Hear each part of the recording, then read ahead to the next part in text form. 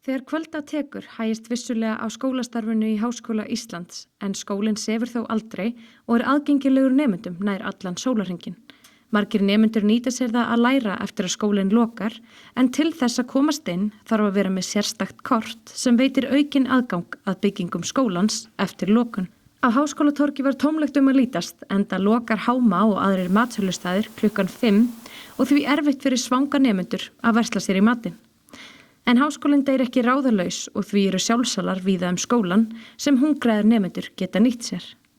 Það er skuggalegt að lítast í Háskóla Íslands og kannski ekki skrítið því hérna er farið að kvölda og allir nemendur skólans farnir heim. Eða næstum því allir nemendur. Ég hef gengið hérna í daggóðan tíma og hef einungis rekist á nokkra nemendur. Og mætti eiginlega segja að hérna sé svolítið drungalegt. Og drungalegt passar ágætlega. En sögusagnir segja að það sé einmitt reynt í einni af byggingum háskólans, Háskólabíói.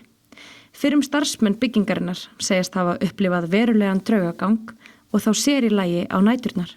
Þeir sem hafa verið einir í húsinu á nóttunni segja að draugarnir séu oft á klósettunum og að alltaf sé umgangur sem engin skýring fæst á.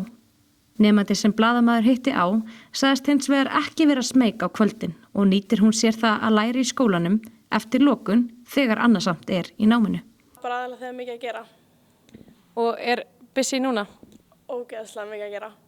Hún segist ekki hafa orðið vör við neitt skrítið en að maður í ástarsorg hafi orðið á vegi hennar fyrir kvöldið. Gæi sem var að koma í skólan og hann bara blasta tónlist bara meðan hann var að labba. Þetta var eitthvað rosa, hann var í ástarsorg held ég. Hann var going through some feelings sko.